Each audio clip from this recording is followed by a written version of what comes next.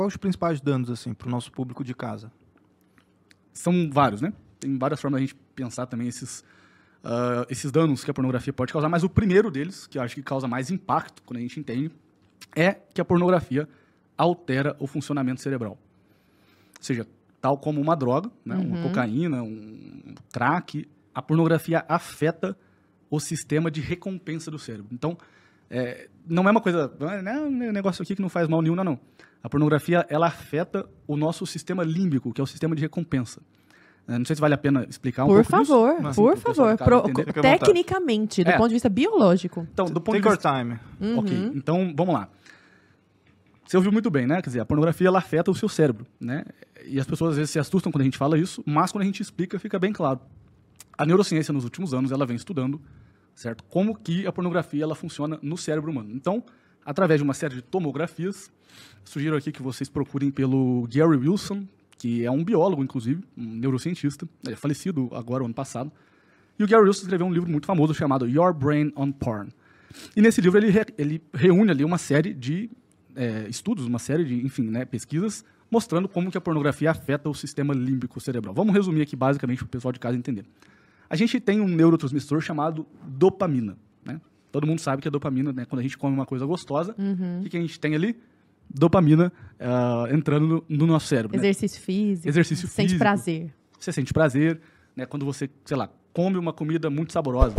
Você tem o quê? Dopamina passando do neurônio A para o neurônio B. Quando, sei lá, você encontra um amigo que há muito tempo você não via, e aí você dá um abraço e você fica feliz, né? Quer dizer, essa sensação de prazer, de alegria mesmo de estar com o amigo, é o quê? Dopamina passando do neurônio A para o neurônio B. O que acontece? A atividade sexual humana é uma das atividades que mais dão dopamina para o cérebro. Quer dizer, a atividade sexual, ela é, das atividades humanas, talvez a mais prazerosa. O que acontece na pornografia? O que a neurociência descobriu? A neurociência descobriu que a pornografia, quando o sujeito vai lá e ele consome pornografia, ele tem um disparo de dopamina muito alto. Muito mais alto do que ele teria numa relação sexual normal. Ou seja, quando o sujeito ele vai para um vídeo pornográfico, certo? E ele encontra prazer naquilo, o que está acontecendo ali? O cérebro dele está sendo estimulado visualmente, auditivamente, está sendo hiperestimulado. Isso provoca o quê? Um disparo de dopamina numa quantidade sobrenatural, sobre-humana. Então vamos pensar, numa relação sexual normal, certo? Ou até num prazer cotidiano, em números simbólicos aqui, vamos imaginar que o sujeito ele tem ali um tiro de dopamina de 30 bolinhas de dopamina do neurônio A, certo? Que se encontram aqui depois no neurônio B. Você tem 30 de dopamina passando do A para o B. Quando ele vai assistir pornografia, ele tem ali 600 de dopamina. Nossa, ele sai da realidade. É tipo isso. É a mesma coisa que acontece com o sujeito que usa cocaína. O sujeito que usa cocaína, por que aquilo é muito prazeroso? Eu já tive pacientes, inclusive, que chegaram ali a usar cocaína uma vez e ficaram com medo. Falaram assim, não vou usar isso mais. Por quê? Porque isso é muito bom. Isso é muito prazeroso. Então o cara não foi mais. O cara vai na pornografia, ele tem um pico de dopamina elevadíssimo. E aí ele diz o seguinte, caramba, isso aqui é muito bom. E aí ele vai de novo, e aí ele vai de novo, e aí ele vai de novo, e aí ele vai de novo. Quando ele chega lá pela 10ª vez, o que acontece?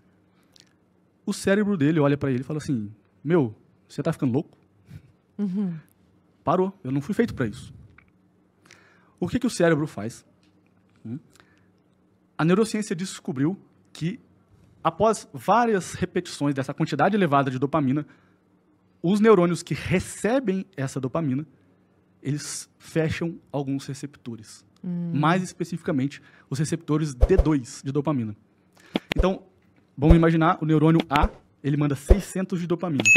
Esse neurônio B que recebe, ele tem umas janelas de recepção aqui. Lá pela 10ª vez que o sujeito consome pornografia, o que esse neurônio de recepção faz? Ele fecha algumas dessas janelas. Ele bloqueia ali. Ele bloqueia.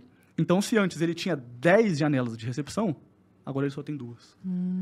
Na prática, o que acontece?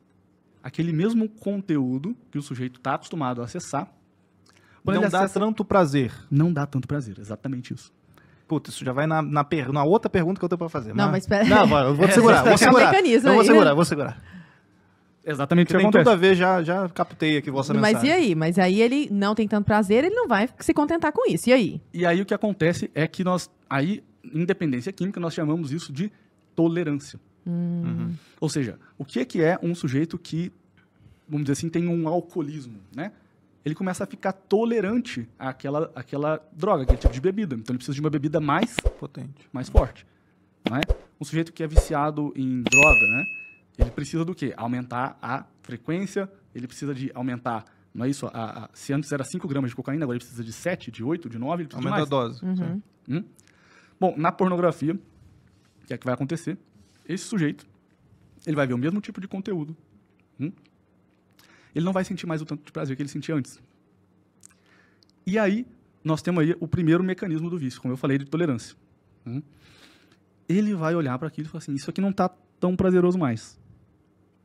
Eu preciso de outro, e outro, e outro, e outro. Então, nós temos aqui de cara 2 consequências graves da pornografia. A primeira, a tolerância, que vai fazer com que o sujeito escale nos vídeos, e aí, né, dentro vamos dizer assim, do cardápio que os sites pornográficos disponibilizam, essa escalada ela é ad infinitum, quer dizer, ele nunca vai encontrar um fim. Porque você está falando essa escala do ponto de vista da bizarrice, ele Exatamente, vai querer coisas mais bizarras. Exatamente. E em maior quantidade também. E em maior quantidade. Entendi. Então ele vai perder mais tempo e vai ver coisas mais pesadas. Exatamente, para encontrar a mesma quantidade de prazer. Só que isso é um mecanismo que não tem fim. E o segundo grande problema, que é o que eu vejo todo santo dia, atendendo gente no consultório, é o problema que o sujeito ele começa a perceber que o prazer que ele encontra na pornografia é maior do que o prazer que ele encontra numa relação sexual real. E aí isso vai matando o casamento. Me corrija se eu estiver falando besteira, mas eu imagino que para o homem, disfunção erétil, problemas de ejaculação precoce, e mulher, eu fico imaginando problemas de lubrificação, esses problemas físicos também. Porque a gente geralmente fala das consequências psíquicas, mas fisicamente também, então. Fisicamente também, a gente pode falar um pouco disso, mas com toda certeza a disfunção erétil ela tem até um nome, né? Em inglês, PIED. Pornography Induced Erectile Dysfunction. É a disfunção erétil induzida por pornografia. Também tem a ver com esse mecanismo de dopamina. Audio Jungle.